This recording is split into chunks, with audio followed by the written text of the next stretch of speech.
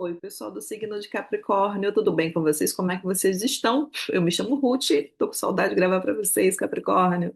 Vamos aqui com o tarô para ver, entender um pouquinho do que vocês estão vivendo. Vamos lá, tarô, por gentileza. Vamos lá. O meu segundo deck de tarô, meu tarô mitológico. Vamos que vamos aqui. A torre pulou, peguei.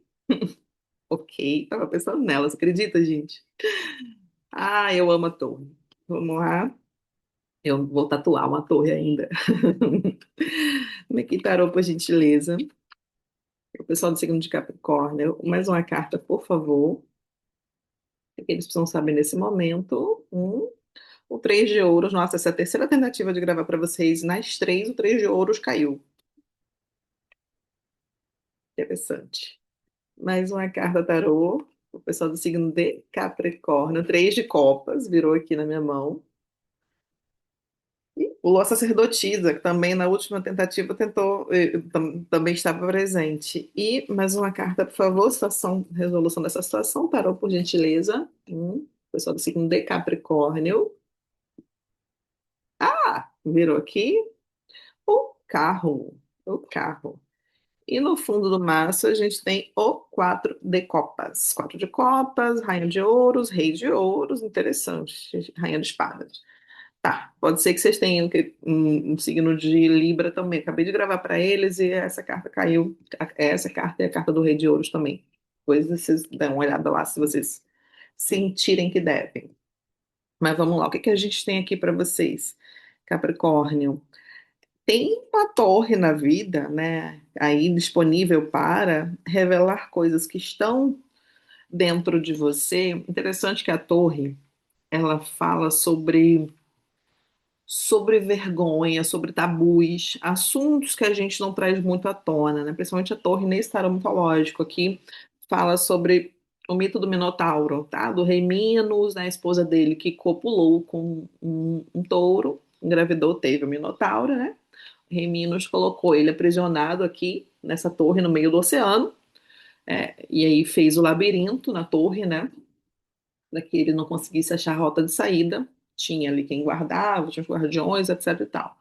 Mas a carta da torre, primeiro que ela fala o seguinte: o que quer que esteja saindo da sua vida é para te libertar. O que quer que esteja desmoronando agora é para te libertar. Por quê? Porque tem alguma coisa aí com a qual você, né, como você toca a sua vida, como você leva a sua vida, que precisa de uma revisão. Tem alguma coisa oculta de você, alguma coisa que, de fato, é, é como se você tivesse ali uma entrega muito grande profissional, né, fazendo o seu melhor na sua cabeça, você está fazendo o seu melhor, entregando o seu melhor ali no seu, na sua vida, né, pensando sobre as coisas da sua vida, mas existe algo que está no seu ponto cego, tá? Eu sei disso por essas duas cartas, tanto o Três de Copas como a Sacerdotisa. Deixa eu mostrar para vocês.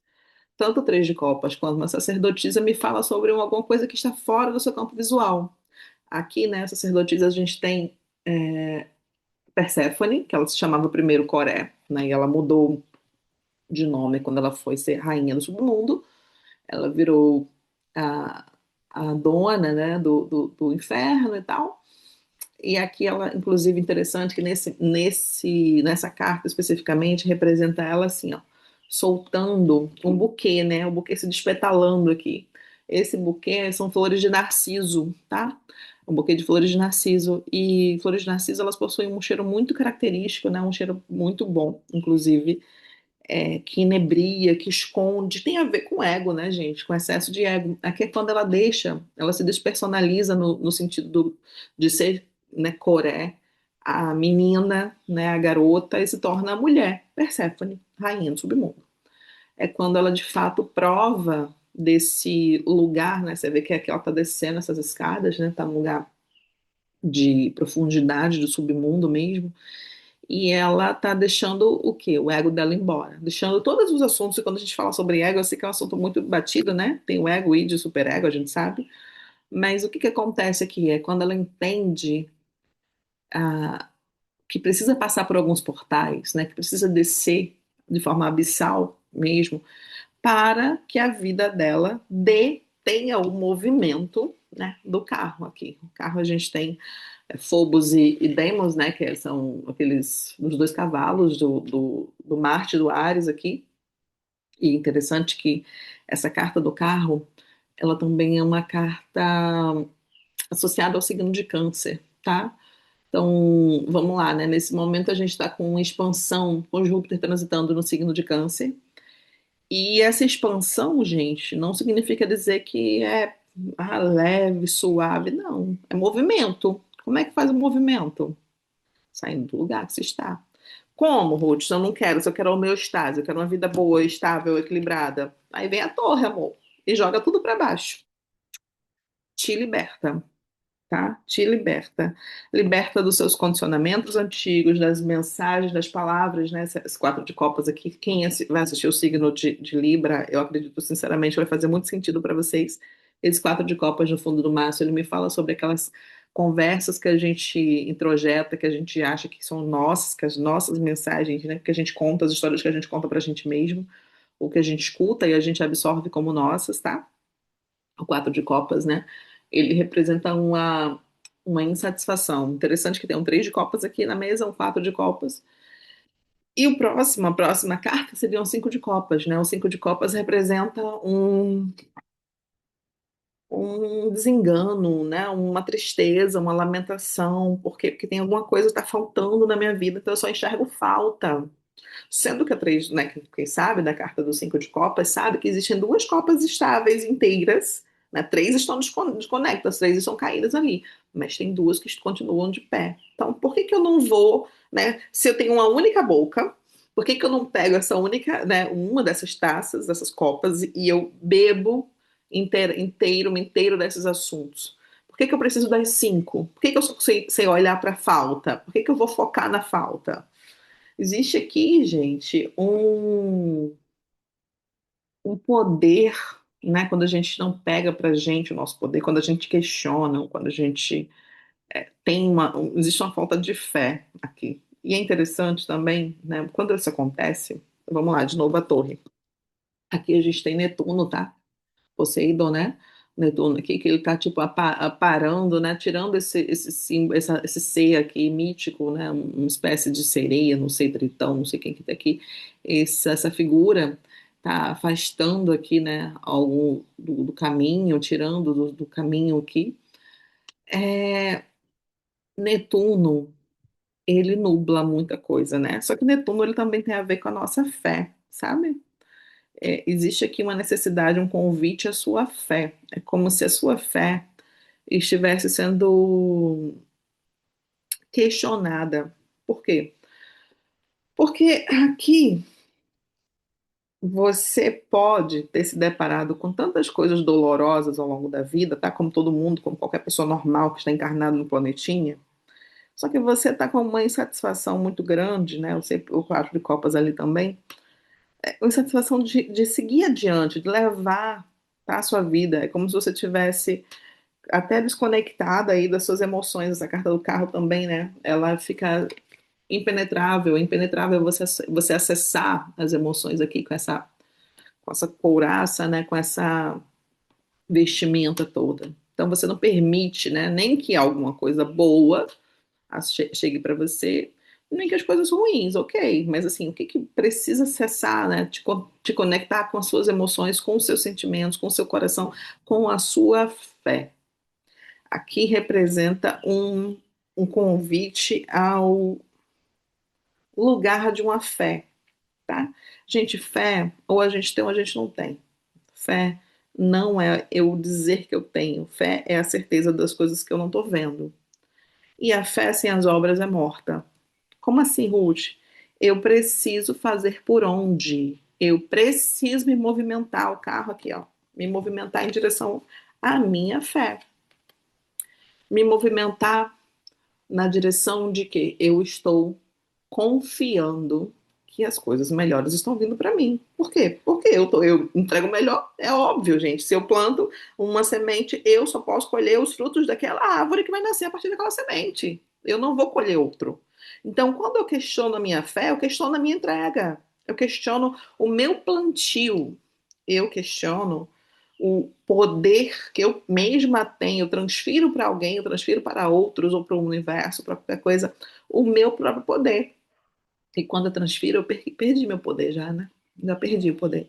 Então aqui existe uma necessidade real de você acreditar nas coisas que você vai colher com um movimento feito através da sua fé. Por quê? Porque você sabe o que você entrega. Ou você não sabe. É uma pergunta que eu preciso que você se responda, tá? Quiser colocar aqui nos comentários, é ótimo, que a gente acaba interagindo aqui também. Mas se você não sabe o que anda plantando, você vai questionar qual fruta você vai colher. Qual fruto, né? De qual árvore. Por quê? Você não sabe o que plantou? Tem alguma coisa errada. Algo de errado não está certo nessa história, tá? Aqui, tanto, né? A gente tem três arcanos maiores numa carta de cinco, numa tiragem de cinco cartas. Três arcanos maiores. Três arcanos maiores, ou seja, coisas que estão realmente predestinadas a virem para a vida, para sua vida aí, tá? Começando com uma ruptura. Ai, Ruth, mas dói. Ah, gente, eu não tô dizendo que não vai doer, não. Eu sei. Eu vivo Torres também. Não é diferente por aqui. Se fosse fácil, seria colônia de férias, não seria vida, tá? Então aqui para de reclamar, tá? Que é o recado para as pessoas. Ah, Ruth, mas eu não aguento. Dá o seu jeito. Adultos dão o jeito. Como que a gente pode fazer a partir disso? Ah, tá, a torre caiu, e aí? Eu faço o que a partir disso? Tem uma estrutura aqui, eu posso reconstruir alguma coisa. Ah, mas são assuntos que doem quando a gente acessa. Por que que a gente deixou chegar nesse ponto? Não é mais o, né, não é mais o ponto aqui de questionar, mas assim, se eu sei quem está mandando os raios, é Zeus, né? Lá de cima, do céu que vem. Precisa desconstruir, precisa cair. Dói, eu sei, mas dói para curar, né? De novo, a fé, isso tem a ver, gente, tá? Muitas vezes com os nossos karmas pessoais, tá? Os nossos karmas pessoais, os karmas enquanto consequências. Não como uma coisa que seja ruim. Karma não precisa ser ruim, não.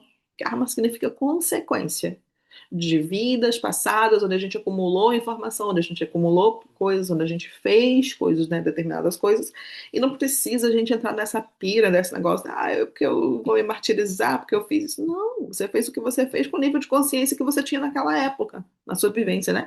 Tem gente, por exemplo, interessante isso, né? Tem gente, por exemplo, que queria ter muitas coisas, né? Eu tendo pessoas, tem gente que queria ter, sei lá, cinco filhos e não pode ter filho.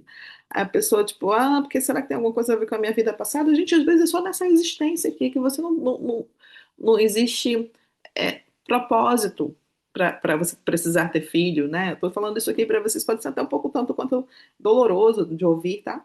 Mas, assim, o que quer que esteja vinculado à sua vida, seja casa, carro, apartamento, como diz o professor Hélio Couto, ou finanças estáveis, tá? Milionário, ter, sei lá, três carros na garagem, qualquer coisa do tipo, vida feliz, assim, assim, assado. Isso tudo tem um propósito na sua vida. Não acontece nada no universo que não tenha propósito. Nada no universo acontece sem que tenha propósito. Então, e isso também é fé, né? A fé que precisa ser exercitada por vocês. Essa fé de acessar esse lugar muito íntimo, muito doloroso, que o submundo, gente, não é um lugar fácil. A gente não gosta.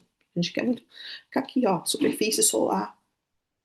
Mas acessar esse lugar nosso interno, onde essa mudança precisa acontecer, onde o que está oculto precisa ser revelado. Nosso, da nossa vida, tá? Então aqui existe, para algumas pessoas, o exercício, a necessidade, né? Essa carta do Três de Copas, então, esse casamento de Eros e Psique, ela não está vendo o noivo. Então a celebração ela não está vendo, mas ela tem fé, confiança que ela está casando. Tem a cereza aqui, ó, comemorando, né? Celebrando o casamento. Mas está oculto, à noite, ela não está vendo. Mas ela tem fé. Ela tem fé. Que ela está se casando, né, com ele, com Eros, com o Deus que salvou a vida dela. Aqui, né? Esse mito é lindo, o mito do naipe de copas. Então aqui é um exercício, é um convite à sua fé. tá? Eu sei que é difícil, gente, o mundo, tá? Ah, porque pessoa tal, YZ me fez questionar a minha fé. Mas, gente, fé em pessoas? Fé em alguém que é falho igual você? Fé em humano? Sério? Isso? A fé, ela precisa ser fundamentada, não é fé cega. Em quem que a gente acredita? Em quem é incorruptível? Em quem não vai decepcionar a gente? Quem não vai frustrar a gente? Quem? A fé em alguma coisa maior, superior. A fé no seu eu superior. A fé numa vivência, tá, profunda. Fé em humanos? Não. Né? Não precisa ter fé em pessoas, porque elas vão decepcionar você. Por quê? Porque elas não têm nada a ver com as suas expectativas.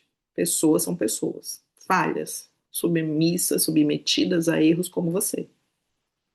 Então a gente vai confiar em quem? Em quem não vai trair a nossa fé. Seja o nome que for. Eu sei em quem eu creio, né? Nas pessoas que eu creio, na minha egrégora, na minha guiança, que nunca me decepcionou, que nunca me abandonou. Que até quando pareceu me decepcionar ou me abandonar, estava cuidando de tudo. Eu sei. Mas a minha fé, ela não é cega e ela não é alheia, ela não é somente a fé solta, ela é uma fé com obras. Eu continuo tocando meu carro, meu movimento. Faço o que me compete. O que não compete a mim é com eles. Mas a minha parte eu faço. Inclusive as minhas entregas, as minhas oferendas, os meus cuidados pessoais, os meus cuidados diários espirituais, tá, gente? Assim, eu falo isso, né? Óbvio, eu tenho as minhas crenças, a minha profundidade de fé. Mas não precisa ter crença, né? Religião, dogma. Não precisa. Só se fizer sentido para você. Para mim faz sentido. Para a vida, para o propósito que eu vim, que eu assumi aqui nessa existência, faz sentido.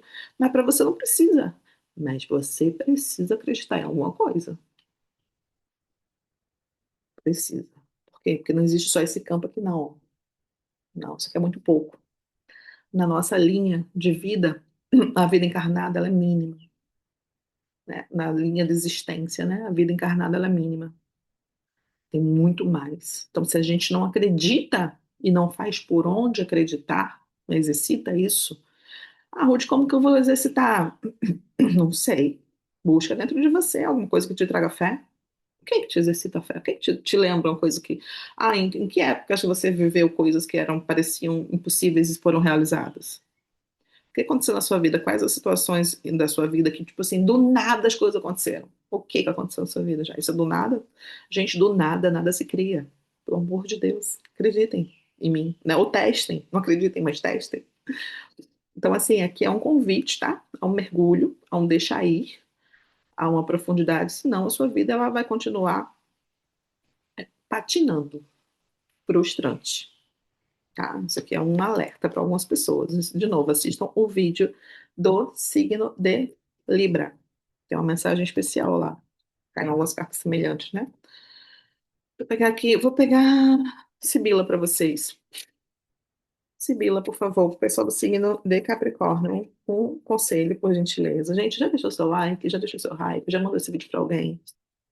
Ó, pulou aqui a carta da velha senhora, a carta da idosa aqui, né? Da sabedoria, tá? Essa senhora representa a sabedoria também. Mais uma carta, por gentileza, Sibila. Hum. A carta do suspiro, na verdade, aqui do desgosto. Do desgosto, tá? Mais uma carta, por gentileza, Sibila. A carta do dinheiro. E no fundo, no máximo, a carta da soberba. Quanto de experiência que você muitas vezes está ignorando, né? Quanto da experiência alheia ou das pessoas, das mensagens que chegam para você por alguém que possua, né, essa característica, essa velha senhora para mim representa alguém mais madura, né, uma pessoa para mim é uma senhora, mas pode ser um homem, tá? Mas assim, quanto que vem dessa pessoa mais informação, maturidade que você esquece, que você deixa de lado, que você prefere ficar assim, nessa posição prostrada, assim, se lamentando. Por quê? Por que que você fica assim nessa postura, se lamentando, assim? O que que você vai ganhar com isso? Eu acho que é um atraso. Você tem que testar aí. porque isso está atrapalhando, inclusive, o seu ganho financeiro, tá? Essa soberba sua e essa soberba de não aceitar mensagens, recados por alguém mais experiente que você, isso não tem a ver com idade, tá? Essa soberba que a gente tem, né? O pavão, essa pavoice, essa soberba, ela está sendo o seu maior inimigo, sua maior inimiga. Está impedindo de coisas incríveis chegarem na sua vida, financeiramente, inclusive. Tá? Por quê? Porque você muitas vezes está aí se lamentando, chorando pelo leite derramado, sendo que você não vai poder juntar de novo o leite na panela. Tá? É isso para vocês, são alertas aqui, né? Espero que tenha feito sentido. Deixa seu like, por favor, gente. Ó, um beijo e tchau, tchau.